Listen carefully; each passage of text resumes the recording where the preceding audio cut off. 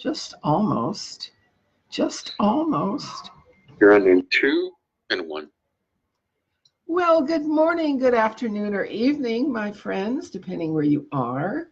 Where I am, it's 2 p.m. Pacific Daylight Time on March the 21st, 2020.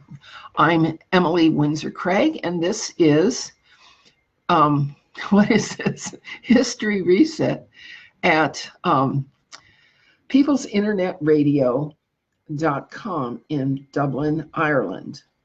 History Reset is brought to you each Saturday by People's Internet Radio and Radio TV in Jerusalem, Israel, to bring valuable information to the public that corporate media refuse to divulge. Today's History Reset is a look at the culmination of human society as brought to us by Revelation, the Urantia book, the OASP, the Zuan Falong, and the Diversity book. Where are we headed? And this ought to keep us out of mischief for a while. Then in the second part, I'll be talking about surviving and prepping. And in the third part, I'll be talking about flu and my favorite garlic soup and local inexpensive remedies that what I use for a stuffy nose and aches when I just don't feel wonderful. How's that go? All right. All right. So you have before you, oops, did I put that on People's Internet Radio? No, I didn't. Okay, let me put it up there too, because those folks deserve to see. There's the whole program for People's Internet Radio. Now, holy books. We tend to live in a society that only looks at one holy book at a time by one faction, and the holy books I'm dealing with are those written in English. And that means I'm not dealing with the Quran, and I'm not dealing with the Sikhs, Siri Guru Granth Sahib, nor the prophecies in Baha'i. But I am going to be dealing somewhat with Buddhism in the Zuan Falong, which is quite related, believe it or not, to Voyagers II is where I'm going to start. And Voyagers II is a 6th, 7th, and 8th density download that's talking about ascension, the ascension cycle, as if ascension is the path for all of humanity, which it is not, because you can only ascend back to your original race DNA. All right, if you are a hybrid in any way, shape, or form, this is not your path. But I thought I would read to you in this gray print, okay, and under dim light, what the people who are facing ascension need to confront. Because, oh, all right, as a background, the Voyagers II book finishes up in 2017. It catalogs all the disasters that occur in the collective and at the national and state levels. Okay, it gives you lists and tables of disasters that we have experienced and may yet experience. All right, but the process of ascension is what we want to. DNA mutations and the ascension cycle. Wow, this is difficult. The frequencies carried in the stellar spirals can create activation and release the star crystal seeds, which will allow the seed crystals to open and DNA fire codes to activate. This is the ascension process. Through the star crystal seal activation process, the particle pulsation rhythms of the body and consciousness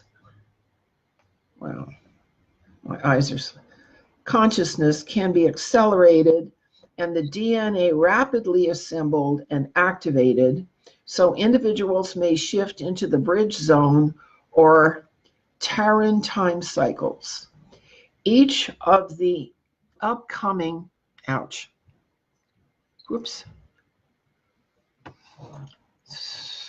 six transmutative stellar activations will allow various stellar cycles and release the DNA strands to activate. This is the whole point of the seed of Enki. This is the whole point of the Enki line of the Anunnaki, which has built the Masonic order, the Jesuit order in the Vatican, and the chivalric orders. It's all about activating the individual's ascension, who happens to be able, because they're racially uniform, to ascend back to their source. Now, this is in alignment with this wonderful book from China, Zhuan Falong. This book is forbidden in China. The people who belong to this sect get murdered for their body parts by the Chinese communists. Okay, and what I have is only part 1, lectures 1 through 5. There's another whole section. But I thought I would give you just a small part of their belief system so you have some idea of what another holy book has to say. The worldly side path practices in the Tao school do not cultivate life. They are entirely devoted to fortune-telling, feng shui, exorcising evil spirits, and healing illness. Most of these are used by worldly side path practices. They can heal illnesses, but the methods employed are not good. We will not point out what they use to heal illnesses, but cultivators of our Dafa should not use them, since they carry very low and very bad messages. In ancient China, healing methods were classified into subjects such as fracture setting methods, acupuncture, massage, chiropractic, acupressure, qigong, healing, herb treatments, and so on. They were classified into many divisions. Each healing method is called a subject. This Zayu ice has been classified as the 13th subject. Therefore, its full name is the number 13 subject of Zuyu. Zuyu is not something within our cultivated category, for it is not gong attained through cultivation. Instead, it is something like a technique. Okay, so the line of Enki among the Anunnaki is about healing and essentially the witchcraft of the Picts in ancient England. And it follows along the doctrine of the Zhuan Falong. All right, now you know that. All right, we can look at some of the other books. Next, the Urantia book. The Urantia, well, here I've got the Urantia book up here. There. Where'd it go?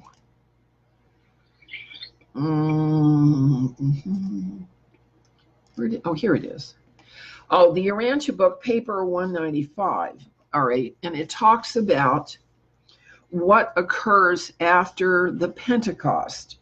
Now, the Urantia book was inspired, you know, in the Godhead. There's the Alpha, the Omega, and Yahweh, the planetary sovereign.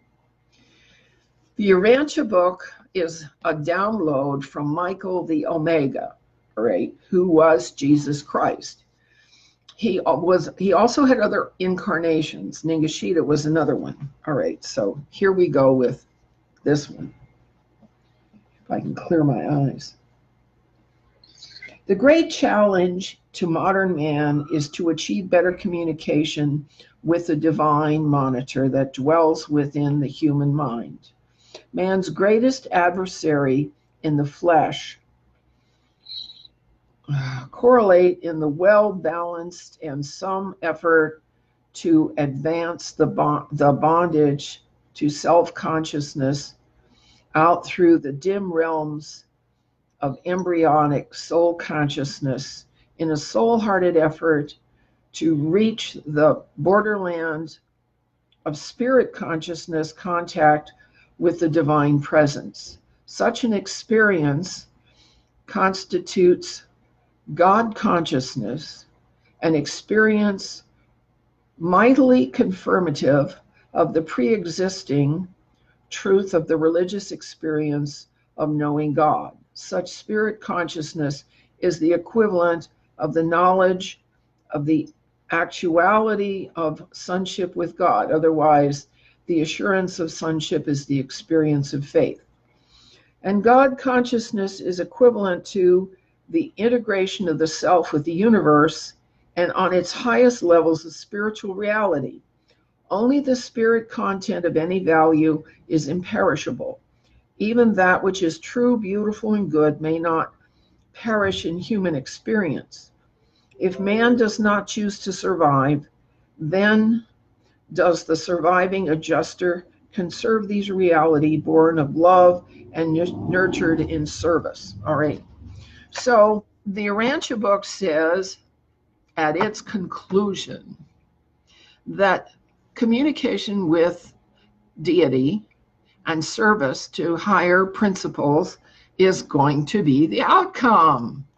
Yay, that sounds good to me. You like that? Well, I think it's all right. All right, then the OSB. I've got the OSB online here.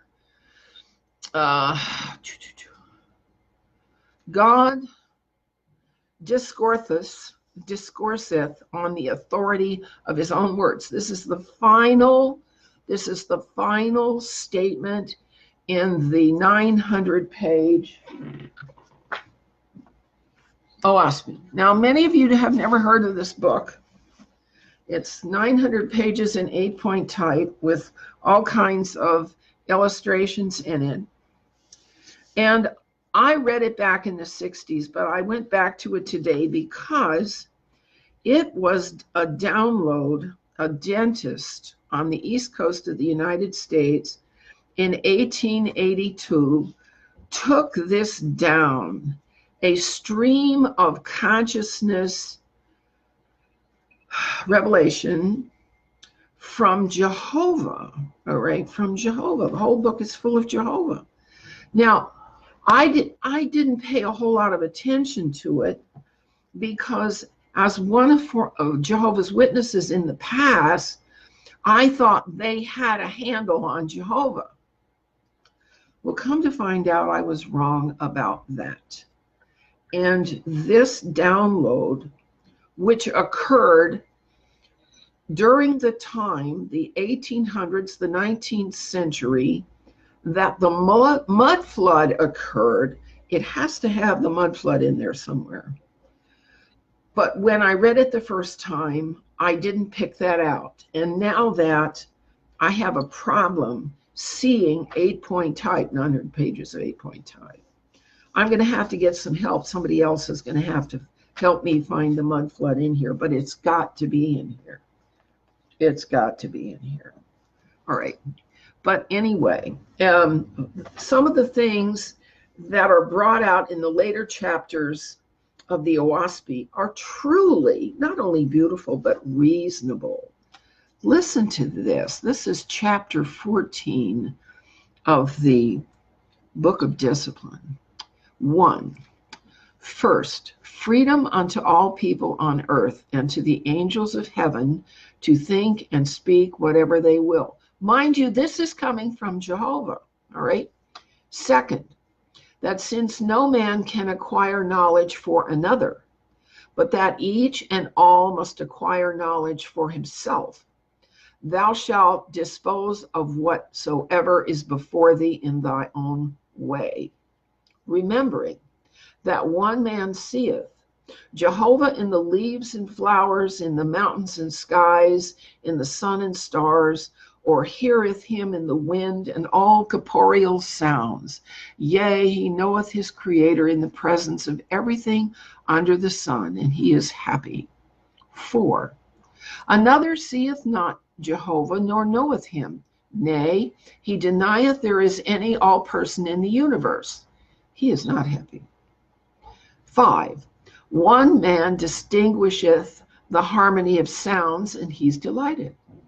6. Another man cannot distinguish the harmony, and he findeth no delight therein. 7. So of the words of thy God, one man can distinguish, and another cannot. 8. The revelations of thy God portray the harmony and glory of Jehovah's creations and of the organic heavens of his holy angels. 9. Whether thyself or thy brother or thy neighbor shall profess to reveal the words of thy God, it is well. 10. Strive thou in this, and thou shalt improve thyself thereby. 11. In the preservation of my words for thousands of years resteth in the recognition of my authority. 12. I call all people unto me and my kingdom. Happiness proclaim I as a result of right doing and good works. Whoever do these are one with me in the framing of words. 13. To be one with Jehovah, this is godliness. To be one with thy God, the way is open to all men. 14. To be organic for love and good works, this is like the fraternities in heaven. 15. Whoever striveth for this hath my authority already. His words in time shall become one with me and my works. 16. To improve thyself in these holy things is to discipline thyself to become a glory to thy Creator. 17. Let any man who will say, Thus saith God, or thus saith Jehovah, or thus say I. Truth expounded shall never die. The discrepancy from truth is short-lived. 18. Improve thyself, O man, to be sincere in thyself and in all thou doest. And when thou hast attained this, thy words shall be with power. 19. Remember thy Creator and seek to discover him in the best perfections, remembering that darkness knoweth him not, but light proclaimeth him forever. 20. For on the foundation of an all person and believing in him lie the beginning and the way of everlasting resurrection. Without him none have risen. 21. These are the words and discipline. In such direction shapeth thy God the thoughts of millions. The twain are the authority vested in me, thine elder brother, by Jehovah, Creator, Ruler, and Dispenser, worlds without end. Amen. End of book of discipline and OSB. All right. And I thought to myself when I read this again for the second time in half a century, well, this is reasonable. This is reasonable. This planetary sovereign that the Urantia book calls Yahweh, and Psalm 83:18 calls Jehovah, is not a crank. He's not what they say he is. All right? And so the Bible, which talks about a big war at the end, a big war at the end. All right. And what does the Bible say about that? Well, Jesus said at Luke 17:26, and as it was in the days of Noah, so shall it be also in the days of the Son of Man. They did eat, they drank, they married wives, and they were given in marriage until the day that Noah entered the ark, and the flood came and destroyed them all. Likewise also as it was in the days of Lot. They did eat, they drank, they bought, they sold, they planted, they built. But the same day that Lot went out of Sodom, it rained fire and brimstone from heaven and destroyed them all. Even thus shall it be in the day when Son of Man is revealed. So, I have this little book that I downloaded from Jehovah 25 years ago. This one, okay, diversity. And so I said to Jehovah recently, well, we're facing a reset, that's clear, all right, because wickedness is just over the top.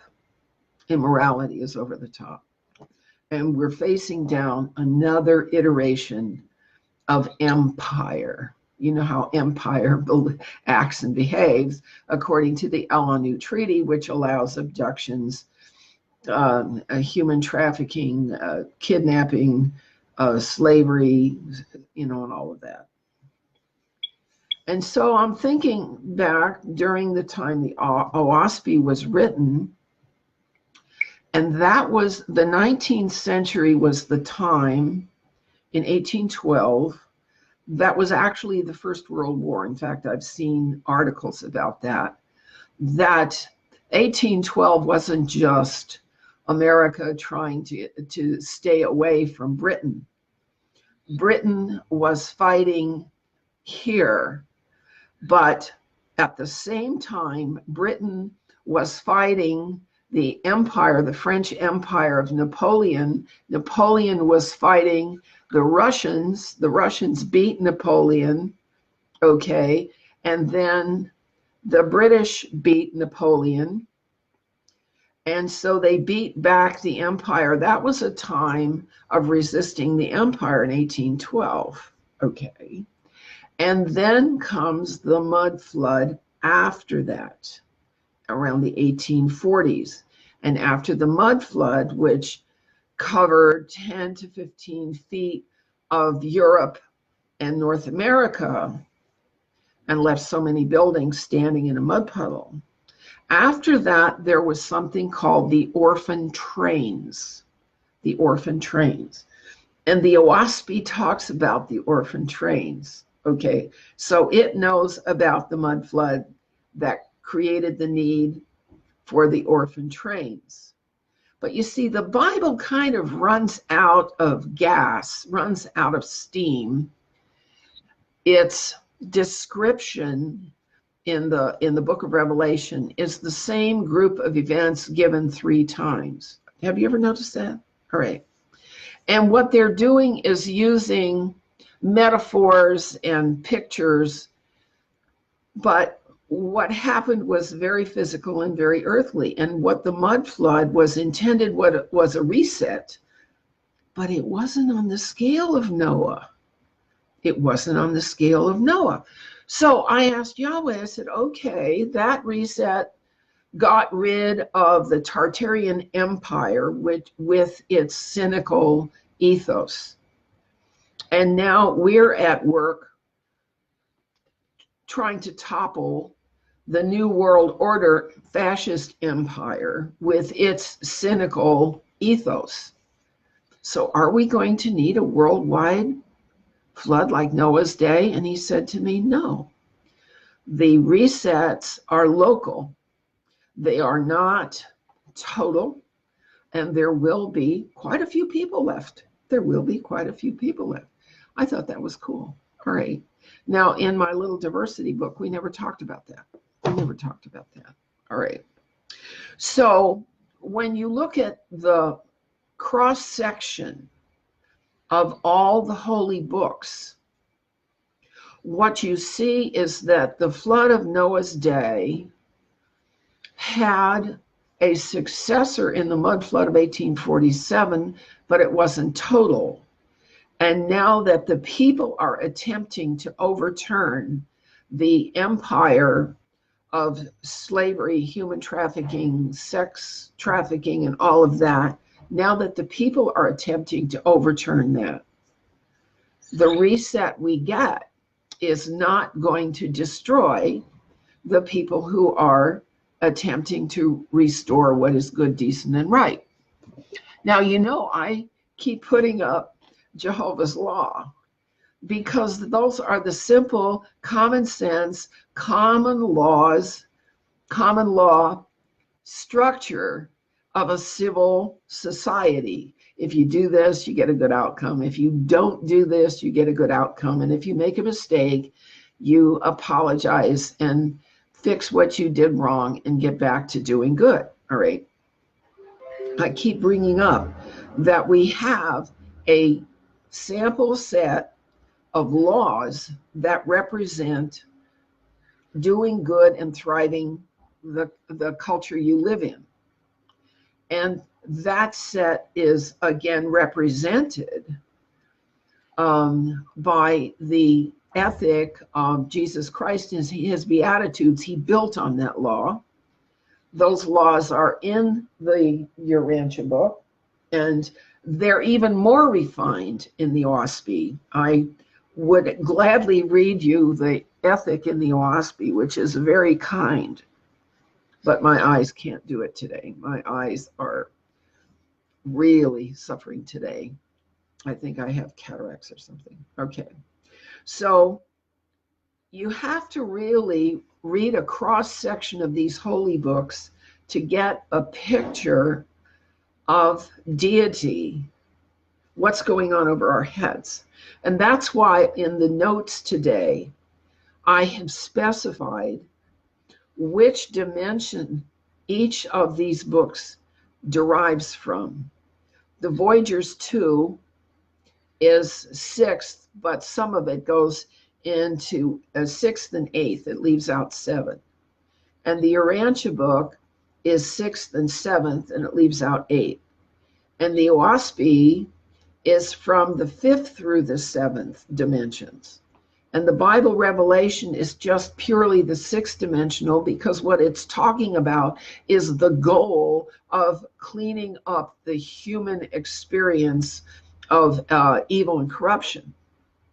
Zuan Falang, I find, is a very helpful book because it expresses the ideals of the Enki line of thinking, which are also expressed in Buddhism. All right, and this is why Buddhist people have a great similarity to the Christian monastics. There's a lot of similarity there. So these are the sum total of the English language books we have on interdimensional and higher thought. And it seems to me to be absolutely nuts to only read the Bible, because there are all these other books. All right, let's see if I covered that. All right, now for children, Come Let Us Make Man in Our Image tells this story with 400 pictures, so families can read to their children and not have to endure the propagandizing that's going on in the church, because what the churches are doing are teaching their same doctrine over and over and over again. It gets tiresome for me. All right. So that's what I wanted to bring up about where we are in the stream of time. I don't see where the holy books call out an alarm to say that we are about to experience a total Armageddon wipeout experience. That's what the Illuminati teach out of Revelation, but they are behind the times. The Revelation was written over 1,000 years ago, but the OSB is only 150 years old, all right?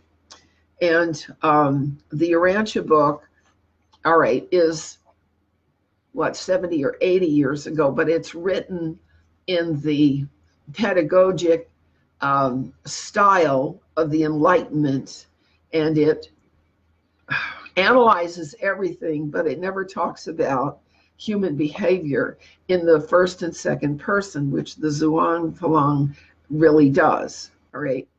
So now you have kind of a profile. I'm hoping to try to get you into some of these other books to see the larger perspective on human life in this world, because there was a lot more to it than we are allowed to be told or taught or know, particularly by academia. Academia has no use for the ancient books. And my statement to academia is, of what use would the scribes of ancient types, who had to write with a stylus into a clay and then fire the clay, what would be the purpose of their writing fiction? That doesn't make any sense at all. Okay, so that's the first part that I wanted to talk to you about today. The second element that we need to discuss is survival in the kind of chaos that can be created for us and that the media is narrating as if it's necessary. The media has taken this particular flu virus, which, when combined with the 5 or 6G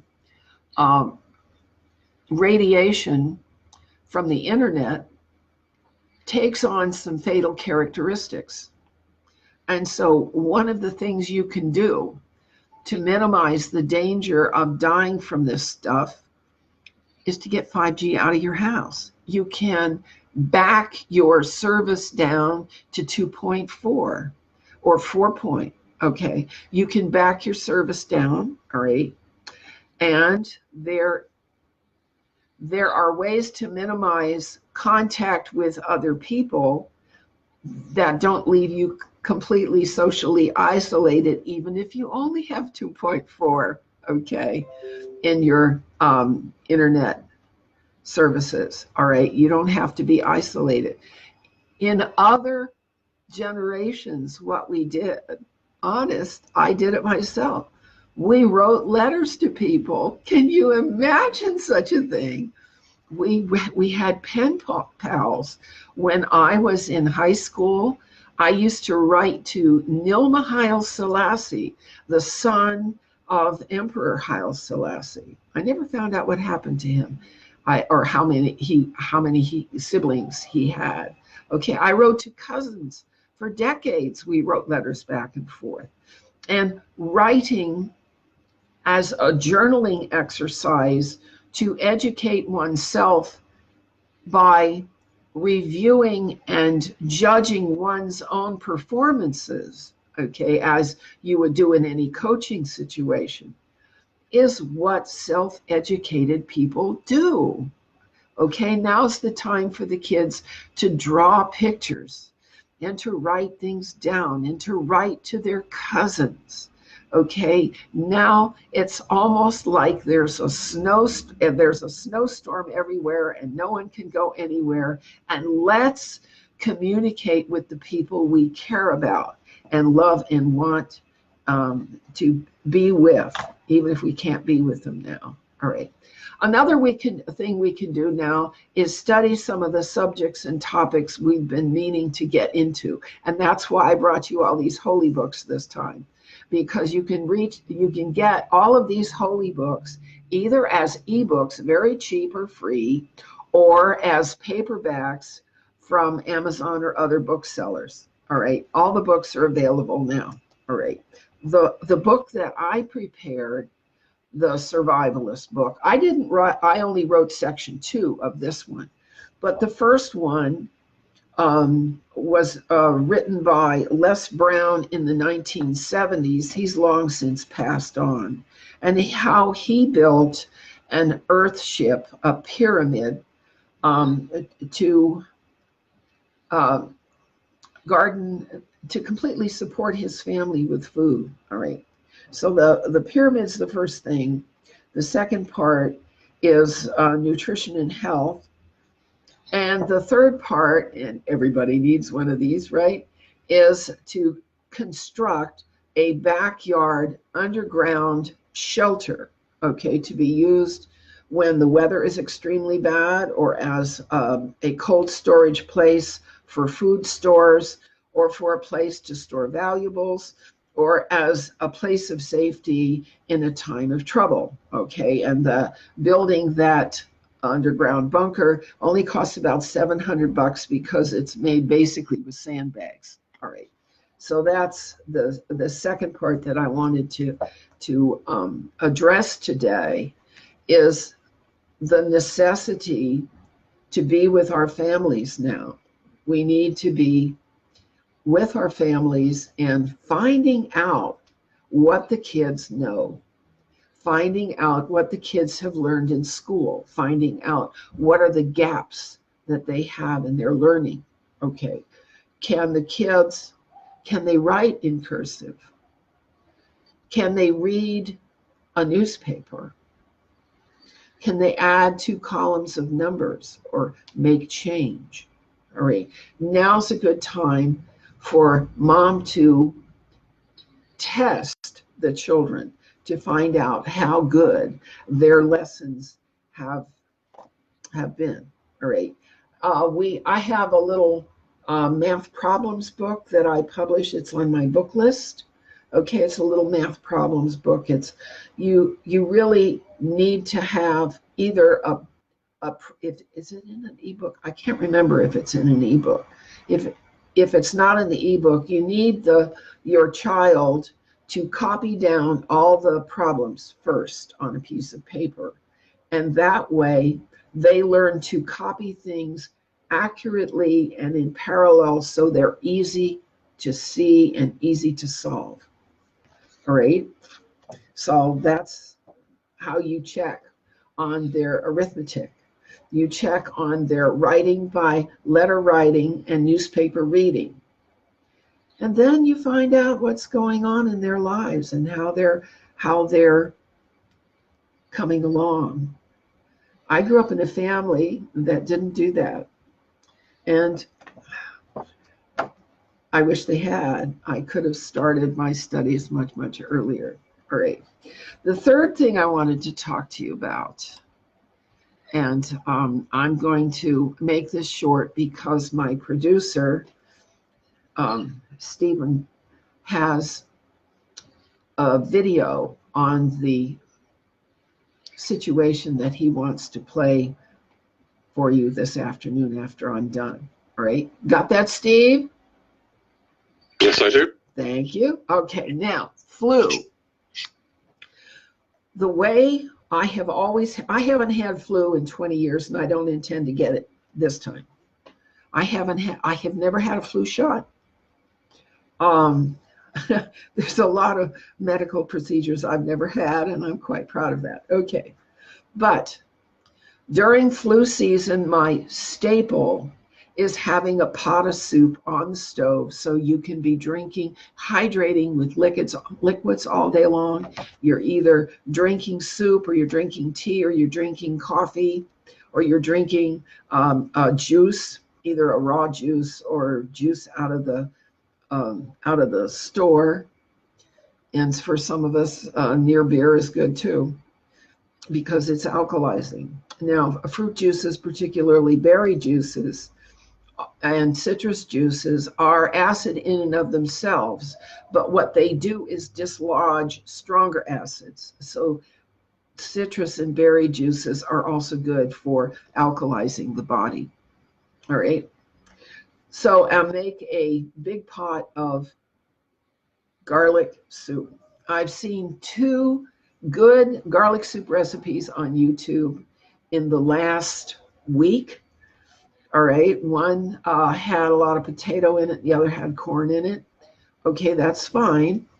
A potato is better for people who have a problem with grains and the gluten in grains, who have allergies. Potato is better. All right, and there are 2 items I can get at just about any store that help deal with the symptoms of the phlegm, the mucus that comes up. One of the things about this new toxic flu is that it creates a very bad form of mucus in the air intake passages. And garlic soup will free a lot of that up. But if that doesn't work, There's a pill at the drugstore that's called an allergy pill, and they're cheap. They're generally a little dark pink. And the technical name is diphenhydramine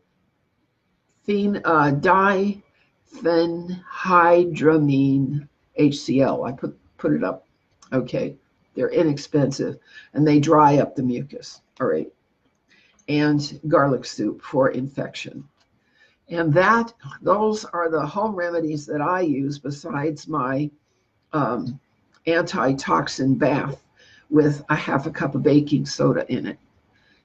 I don't use the salts, the Epsom salts, because the Epsom salts don't leach acids. They leach a balance of everything. But baking soda only leaches acids, and acids are what causes mucus. Ta-da! All right? We're going to get through this. We really are. What time is it? 2:40. All right, Steve, I'm giving you the floor to run your 2 videos on the current emergency and crisis. And we're going to have to get through this interpersonally by being mannerly and kind to our family that we are now confined with. So You don't have any more? Nope, I'm done. I've left you the time to play your two videos for my crowd, and you can plan for another crowd later. Is that okay? You're going to stay on and do the Facebook Live?